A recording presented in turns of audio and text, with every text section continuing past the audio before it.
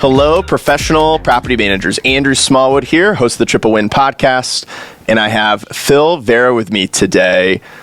Phil, if you haven't followed Phil, he's the CEO of Auben Realty, and Auben has over 1,000 units under management across 4 different markets. And so, as Phil and I were talking just before we hit the record button, Phil was mentioning how he's listened to the Triple Win podcast, and we've had Todd Orchide, who's in a couple of markets with a few hundred doors and coming up, and then you've got Matt Whitaker approaching 5,000 doors across some different markets. And Phil's like, man, we're kind of in this cool place in Auben where probably some of the listeners are, in between, and some different challenges that they're encountering right now. And looking at what we're going to cover, I think you all are going to really enjoy this conversation because we're going to start off with the pod system.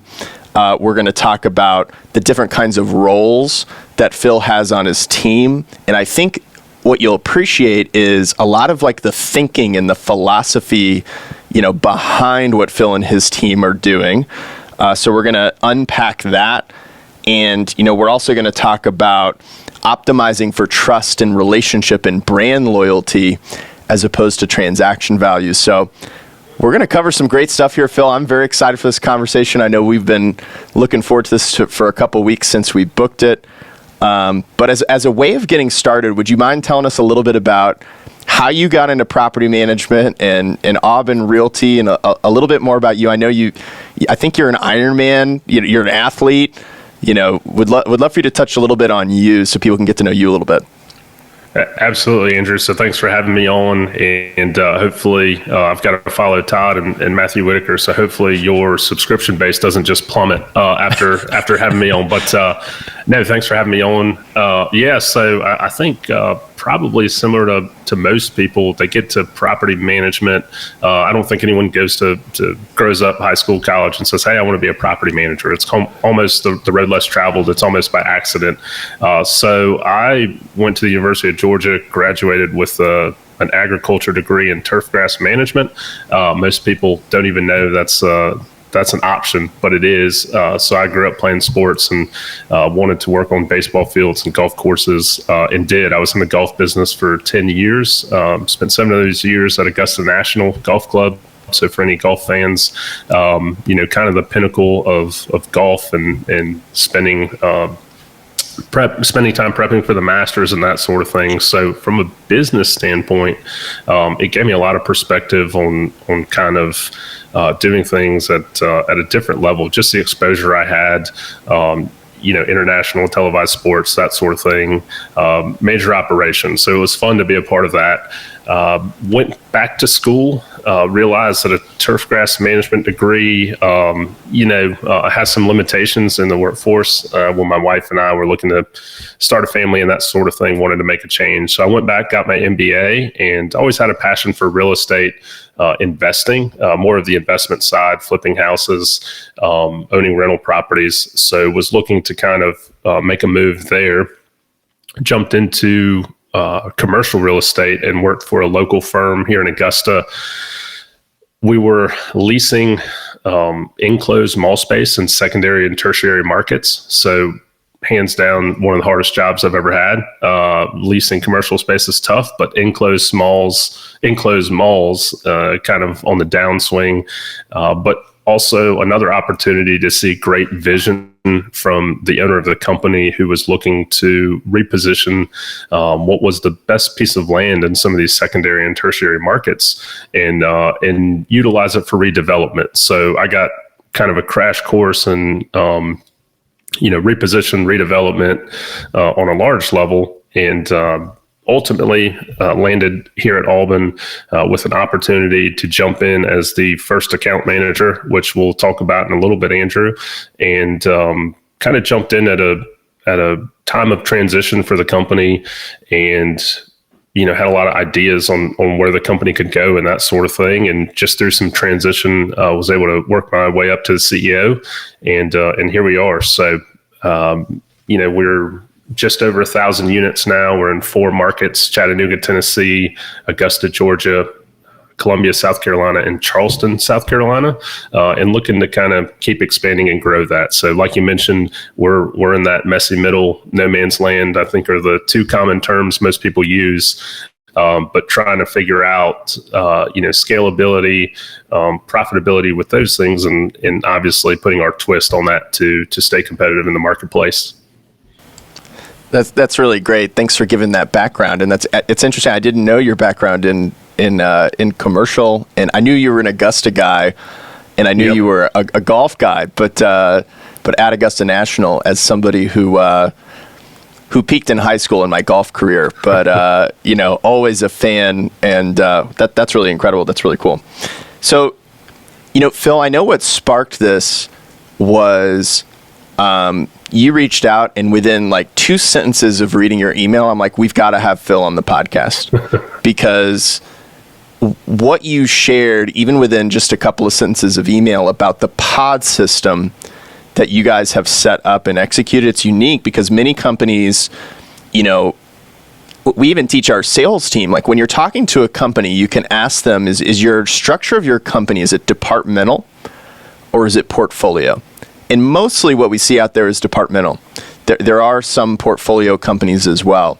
And both kind of have their pros and cons and challenges that people encounter with working through those. You've kind of taken a hybrid approach, and it's what you call the pod system. Can you explain a little bit of that to the people listening, what that is and how that works? Yep. So the founder of our company, Tyson Schutze, he founded Auben, and then within a few years, major hedge fund rolled into town, and he left to go consult with them for a while, and then ultimately came back to Auben to kind of use what he learned at the hedge fund in scalability, growth, that sort of thing, and bring that into Auben. And how could we take what the best parts of what he learned versus, any mistakes we had made in the past, et cetera, and take the best of everything and put it all into Auben. And that's where we started tinkering around with the traditional property management system and how we wanted to really change that and kind of disrupt some of the industry. And ultimately what we determined was that most property management companies have a traditional property manager. And so that property manager is tasked with talking to the investor, talking with the resident, doing leasing, doing renewals. They're handling maintenance coordination. They're trying to handle turns on the back end. And so they're essentially a jack of all trades. And that works okay. But when it came to investors and really getting full service quality management, there had to be a better way. And we determined that what if we could get role specific, a lot of focus, a lot of clarity in the individual parts to ultimately increase an investor's return on investment. And what we came up with was the pod system. And the pod system is basically a team of people. It's a hybrid between departments. So we still have departmental meetings.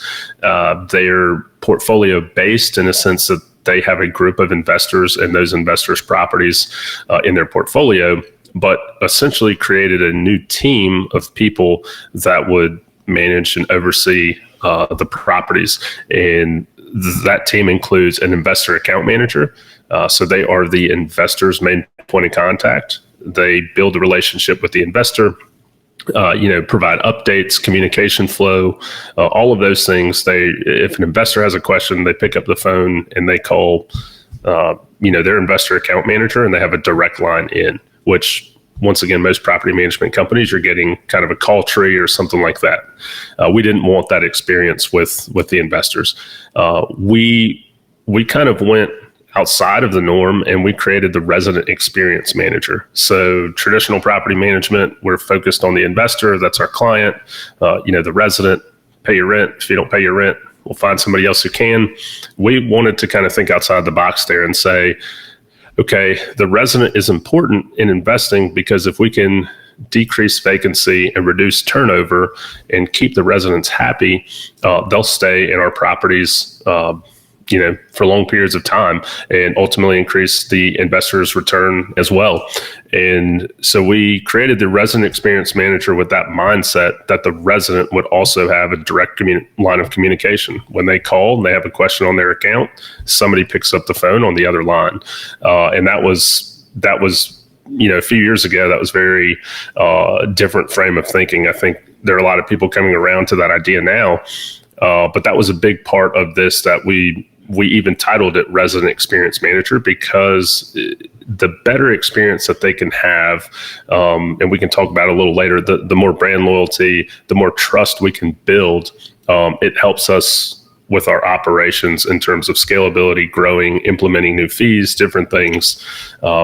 Between the IM and the REM, it also creates some positive conflict. And we got that term from Patrick Lencioni's book, The Advantage, which I think a lot of property management companies, a lot of businesses are subscribing to the EOS system. We went non-traditional and read this book called The Advantage by Patrick Lencioni, which we fell in love with as a leadership team, and said, this is how we want to build our culture, and this is how we want to establish our company. And so between the investor account manager and the resident experience manager, we're creating some positive conflict. We've got two people kind of defending two different sides of the table, and ultimately that's going to provide us with the best solution for the problem in a win-win scenario, which we subscribe heavily to. The other two parts of this were a maintenance coordinator and a project manager. So everyone's looking out for the people, but from an investment strategy, no one's looking out for the asset. And the asset plays a big role in this, and that's what you're purchasing to help make money or whatever the goals may be for the property. And so the maintenance coordinator looks after the short-term protection of the asset when it's occupied by a resident, and the project manager handles the turns and looks after the long-term investment of the asset. A little more CapEx focused, that sort of thing. But it was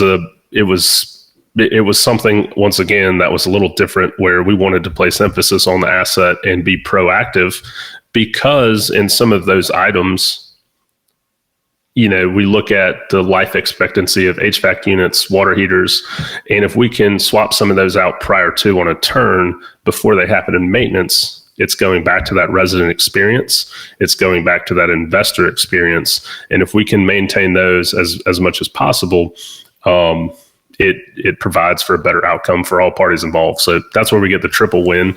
And kind of when I heard the idea the last time we talked, I thought, man, this pod system is perfect for what I think you guys are trying to do and where we are.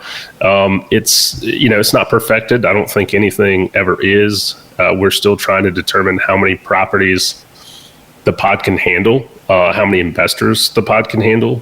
So from a scalability standpoint, we're just over 1,000 doors. And our model was, if a pod can handle X amount of properties, then as we scale, we'll just hire a new pod. And we can hire that team ahead of time, grow it, scale it, put forth the marketing dollars to get to their max capacity. And we've even seen the trends that as we get closer to the max number of properties a pod can handle, profitability goes up, et cetera, et cetera. So we're making kind of future investments into our market with the pod-based system, and it's working. There are some challenges to it, no doubt. With technology and automation, we're certainly trying to find the balance of how much automation can we put, but still give that level of customer service that's our goal, is customer service. And I think everyone is back-ending VA's automation. We believe in that as well, but we want to kind of back-end or automate the back-end items, so that frees up our time. I think a lot of people are shrinking their personnel and their staffs. We're not. We just want to back in to free up time so that we spend more time building the relationship with our investors and our residents. Phil, there were like 5 things I'd love to go deeper with you on that you covered there, but just a quick observation that I want to make sure everyone listening, captures in everything that you shared is, if I'm a property manager and I'm listening to this, I'm probably thinking, okay, this isn't the tactical, practical thing that I'm going to take 2 minutes from now and implement, and 4 minutes later, it's working the way that it's working with Phil. Like, I think what people are hearing is, hey, there's this philosophical shift that's really important. And you think about how a lot of property managers will title certain personnel, right? And it's transaction oriented, like a leasing agent, right? And it's about that lease transaction, that activity. It's activity oriented, it's transaction oriented. And a shift that you've made is we're going to be relationship oriented as opposed to transaction oriented. So we've got this resident experience manager. We've got this, investor account manager. And those people are responsible they own the relationship. They own the communication. And we're going to be committed to excellence in that way versus committed to, owning a process. Now, you also mentioned there's maintenance and a project manager for the kinds of things that aren't, that are much more process oriented, and having people that are experts in that so that these people are enabled to, focus on these relationships and create value. Like that's such a business owner could tomorrow go to their leasing agent and just say, okay, you're the resident experience manager. But if they don't have the thought process, if they don't have the point of view that you all have, which takes some time, it takes some internalization, it takes probably listening to podcasts like this over and over again and talking directly to people like you to really get there, that shift. Once you have that, then you start to see it show up in these kind of visible ways, like you're talking about, like a new title, like a new structure of the way of doing things. And the kind of stuff you say you're still dealing with, in my mind, it's all optimization. Like, okay, how many can a pod handle? But you've already made this fundamental shift that's really important and really interesting. And I want to ask you a little bit to go deeper on, of the 5 things, here's what I'd like to focus on next. You mentioned the word experience and that was like an intentional choice. Give us a little more depth and color on why was the word experience important to you? How do you think about experience? And it may be things from books like The Advantage or other places. You share with us a little more on what motivated you all to think through that lens, through that frame. I think, Andrew, when we look at kind of what we set out to do several years ago, it was to be very intentional, to be very transparent, to be very raw, and kind of do. Most investors, the feedback we were getting when we polled everyone is, we just want you to do what you say you're going to do. And it's as simple as that, right? And I think so many times there are these overpromise, underdeliver type scenarios. And they said, hey, we're in investment real estate. You're in property management. Things don't go right. We're going to fix them. We're going to get through them. Just do what you say you're going to do. And that gave us just a very clear, raw picture of it's as simple as that. It really is.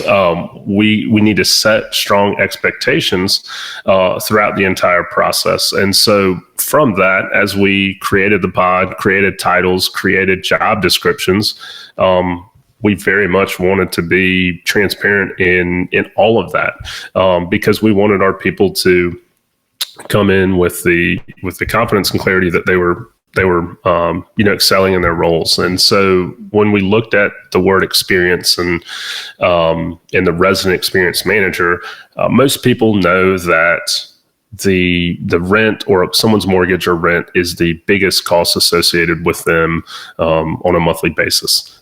So you can automate some of that, but you really want to engage the resident. We want to know who we're renting to. We want to, send them a birthday card, handwritten notes. We really wanted to get to this high level of customer service that you can't automate. And it really is all about the experience. And we looked at it from top to bottom. At the time, about 24% of our portfolio was low income Section 8 based. We're down to about 18%. But even looking at it across the board, we were renovating our houses at a much higher level. And we still do. We're putting granite in some of these lower end houses, making them nice. My take was, it doesn't matter what socioeconomic status you come from. you still watch HGTV. You're still a human being. We need to kind of just treat others the way we want to be treated. And it's as simple as that. And we looked at the experience and said, we want to make it easy. We want people to like working with us, whether it's from the investor side or the resident side. We don't want to make it complicated. And I think too many times the advantage Patrick Lencioni talks about, people think that big business, you have to have some level of complexity. And you don't. It needs to be very simple, very easy, very smooth, fluid process. And so that's what we wanted to create for the resident, was we want to help you find a home that hopefully you'll stay in for many years. And that, by providing that, if we answer the phone when you call, if we are quick to respond to your maintenance request, if you have any additional requests, how can we help you? And in doing that, I think it's just very much a part of today's culture. I think we're going to experience with the younger generations a huge shift in experience. A lot of them are experiential in the fact that they're traveling, they're living different places, all of these things. And we wanted to be on the forefront of that it didn't matter who the resident profile was, didn't matter if it was a Class A property or a Class C property.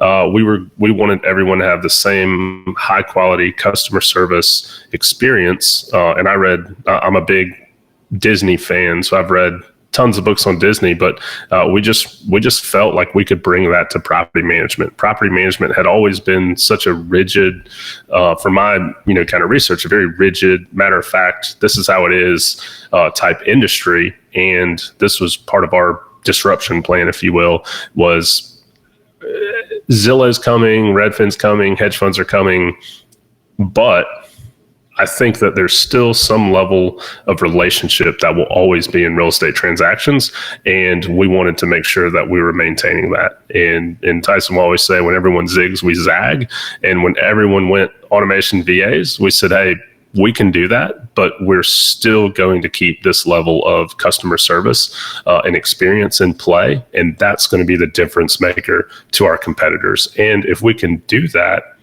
at 1,000 properties, 2,000 properties, 5,000, 10,000, I think that we can. I truly believe that we can, based on the pod system. So the pod system can be scalable, and we can maintain that. So think about trying to manage 25,000 properties. It's automation, it's big tech, it's big hedge funds. How much customer service are you getting, not just on the investor level, but all the way down to the resident level, or even the protection of the asset? We believe we can maintain that on scale. That's so big. Thank you for sharing that. And what I'm hearing you say is, as you think about scale, and we see these like two different approaches to value creation happening in the marketplace today. And one that you mentioned is, hey, there's been a lot of movement to VAs. And it's not saying that that's the wrong approach of saying, hey, how can I get my labor cost down? How do I reduce costs? And but here's the thing. Fast forward 5 to 10 years from now, like eventually what are you going to have? You're going to have a very commoditized, low margin business if that's all you do. All you do. Eventually, you go from shaving quarters to shaving dimes to shaving nickels to shaving pennies. And you're in the McDonald's versus Burger King, 99 cents versus $1.09, kind of business. And it's a race to the bottom if that's all you do. But on the other side, I hear you saying, we believe there's a lot of value to be created in the relationship, in the trust and brand loyalty, which we'll talk about in a minute, but it's coming through in the way you're talking about these kind of things and how you see these opportunities, and saying the experience we create, can be so relevant. And how do we create a resident experience so good that residents don't want to leave? And we know one of the keys to the SFR game is, how do you reduce that vacancy cost, and how do you keep great residents renewing and behaving well, like your best residents do over the entire, leasing period that they're with you. So that's one thing. Then you're saying, how do we create this investment experience that's so good investors want to hold forever? And they don't want to sell, they want to buy more property that you manage. How do you create that? And how do you create an experience for your team that's so good, they want to be in this business forever. And they say, this is a great industry to be in. And our company's going from 1,000 to 5,000 to 25,000. Like, we're going places. That, I think, just that kind of thinking and asking those questions over and over again, more important than the specific answer at any one point in time of what are we doing with resident experience, is that your team is continually asking those kind of questions. That's different than a lot of what you see. And it's saying we're going to do both. We're going to, of course, be efficient, and we need to be scalable, and we need to leverage, VAs and technology and all of these things to be efficient and be competitive.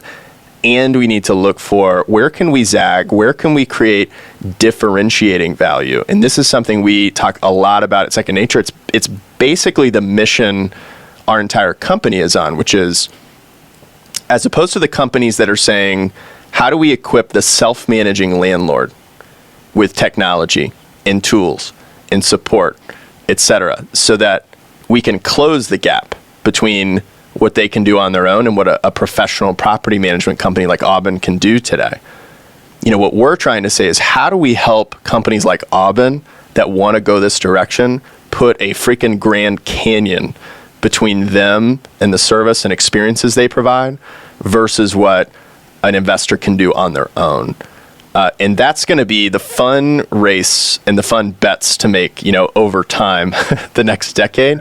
But that's Absolutely. What we believe in, and that's what we're all in on. And that's why we're grateful to be partner with companies who align with that philosophy like you, of just how can we do things that are different, that enhance our value. And I want to talk about that for a second. When you talk about brand loyalty, sometimes companies and businesses, again, they're maximizing transaction value versus relationship value, that point of view.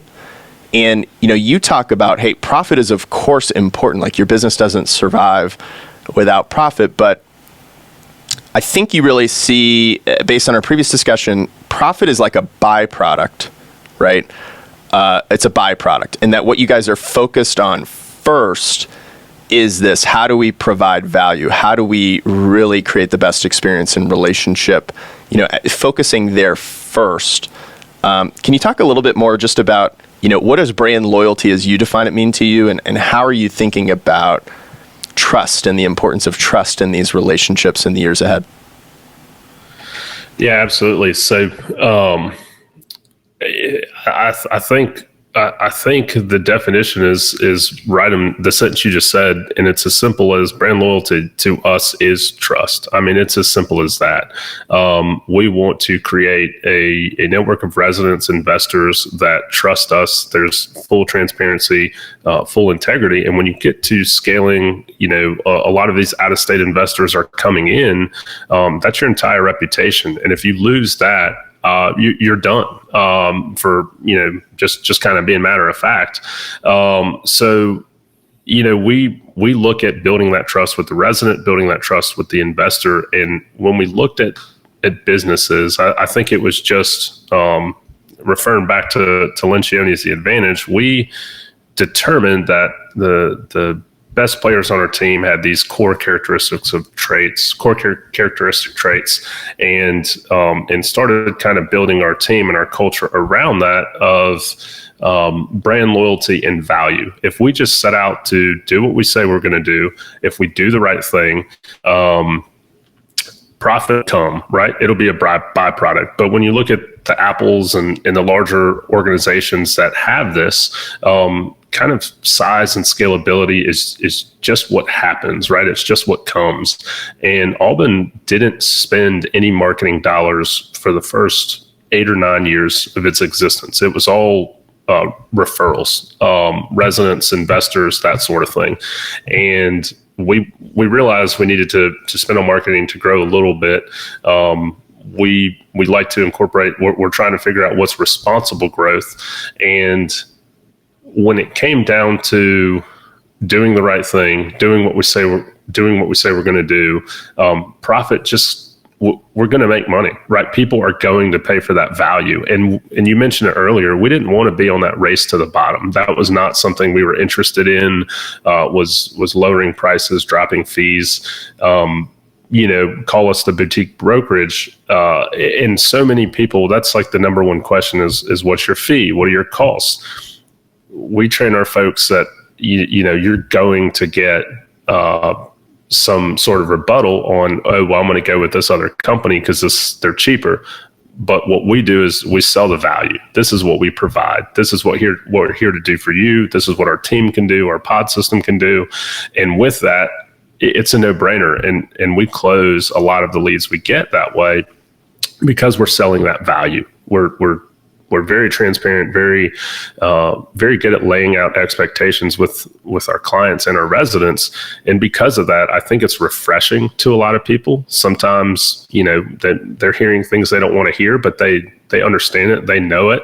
And I think that confidence of us being direct with them, it's refreshing. It's something that they're not accustomed to, but they need to hear. And because of that, it's that brand loyalty. Okay, if they're willing to tell me this up front, there's a level of trust here. We're going to be able to just trust 3,000 miles away that they're going to be looking out for the best interest for us. And ultimately what it came down to, Andrew, was that's what we're here to do. We're not ever going to sacrifice that. Profitability is there. And obviously we monitor that. That's something big in our organization. But we're never going to sacrifice integrity, trust for the sake of profitability. We're just not going to implement fees or do this or do that. We need to find that balance of the triple win. And I think too, what we talked about earlier, building that trust with the investor and with the resident, it makes it a lot easier for us to incorporate different things. For instance, the resident benefits package, you and I have talked for years now. I think that initially we said, hey, I made the call years ago, hey, Andrew, we're actually going to downsize from Filter Easy. We're not ready for this. We're not at the point where we can structure this into our system, but let's keep the conversation open. And we've talked over the years, and we actually scaled down Filter Easy to the point where I called you a few months ago and said, hey, Andrew, we're ready. This is what we have going on. This is what we've built. This is the structure and the culture we've put in place. You've sold us on the resident benefits package and how that's a value to our resident now. And because we have that trust and loyalty from our resident, we can sell that to them. And profitability is a byproduct of that. We're doing it because it provides our residents true benefits. Otherwise, we can't sell it, right? We don't have the mustard or the courage to sell that product to them. But now we can, because it truly is providing value to them, and profitability is a byproduct of that. It's so great. We can use this as a really practical example. A lot of the audience will understand, because what we saw a couple years ago with resident benefits packages was, again, a lot of people coming from this transaction maximization mindset, meaning, how do I take things like 24/7 maintenance coordination, online portal, vetted vendors, which are important things. What we communicate is these are important things that are part of that Grand Canyon of professional property management that a self-manager can't do on their own, that we do want to articulate. But the problem with the transaction maximization mindset was, I'm going to go from amenitizing that to just charging $20 for it and providing no new value. And the problem with that approach is, when you maximize transaction value, a lot of times what will happen is you start to harm. There's a trade-off with that relationship equity, that trust account, right? With the stakeholder of your business. In this case, it's the resident. What changed, and what Second Nature's goal here was to do, is saying, we're going to provide real tangible value that changes the game. And that's getting air filters changed on time, That's building the resident's credit score. That's getting utilities set up in one call as opposed to 4 different calls. It's, all the different, without listing all the different parts of it. Yeah. Hey, these are truly unique, serious services that are value add. And yes, we want to include these other things as a point of communication and articulating more clearly so it's appreciated, so that it's recognized, the professional difference. That's core to your systems and how you operate. But that's a totally different approach, motivated by a different mindset, and it builds trust as opposed to erodes trust. And so you guys waiting for that moment, makes total sense.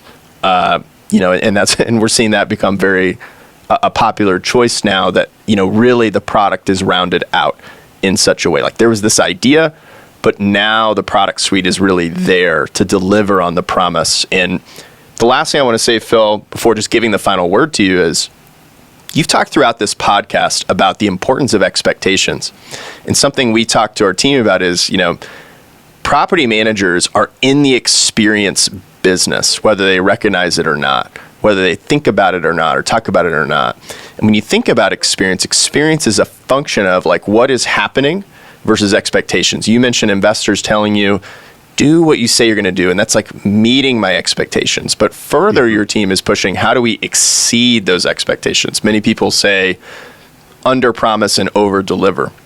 But again, when somebody's transaction or activity oriented, they're saying, well, just how do I get this lease signed, as quickly as possible, versus asking a question of, how do I set this resident up, with the right expectations, where they're going to be delighted, where they're going to feel, understood, where they're going to feel taken care of, where they're going to be educated, so that the kinds of things they're going to encounter, good and bad, right, are a surprise in a positive way as much as possible, and a surprise in a negative way as, unoften as possible, if that's the right term to use. And so you guys being really intentional about that communication and about that relationship, I imagine it's the relationship between expectations and experience. You flipped it. Most people every day in property management experience how, expectations are higher than experience, and they see moments where that manifests across residents and investors alike, where they just like, oh, it shouldn't be this way. It shouldn't be this way. It shouldn't be this way. And they're complaining and they're emotional, and and you get stuck between people's money, between their expectations. It's hard to be there. And what you guys are doing is saying, okay, how do we communicate expectations and how do we elevate our experience? So actually, this isn't a deficit, it's an advantage. It's actually what we hang our hat on. It's the number one resident experience. It's the number one investor experience, in our market. And when you do that, it forces not a comparison. You were talking about your team, in business development, of someone saying, well, I can do it myself for a little bit cheaper, right? Or I can, you start to have, when you have the Grand Canyon, it's no longer a comparison. It's you've got to turn left or you got to turn right. You're not forcing a comparison, you're forcing a choice. And there's a differentiated experience you're providing that's so powerful. So anyway, I just wanted to reflect that back. And Phil, I'd love to leave the last word for you. Anything we didn't cover in this conversation? Is there anything else you feel like would be important for property managers to know that are listening to this? Oh, I'm the new kid on the block, so I just enjoy listening to everybody and what they have to say, and I think there's probably less value I can provide. I think one thing that's interesting is I've seen it from a lot of hedge funds, Andrew, that they come into a market and just not knowing that lack of knowledge in a market or whatever, that kind of ignorance, if you will, they try some things and we're like, that's never going to work, and it works, and we're like, we just get kind of comfortable where we are. So I'm hoping that what we're providing is kind of the new kids on the block, is maybe some of that ignorance and stubbornness that we've kind of got our minds set on something and we're going to figure out how to do it, and kind of change things, disrupt things a little bit. You mentioned a couple things a while back that it triggered something from a long time ago that we said where the phones would ring off the hook, and they still do. But it was always the fire, like putting out fires every single day. Like, what fire am I going to put out today? And that doesn't excite anyone to come to work. And, that really got us thinking, what if the phones never rang? Or two, and that's kind of what you said is meeting expectations, right? Okay, if the phone stopped ringing, then we're doing our job. We'll take it another level. I said, well, what if the phones rang and you were happy to answer the phone because someone was calling to thank you?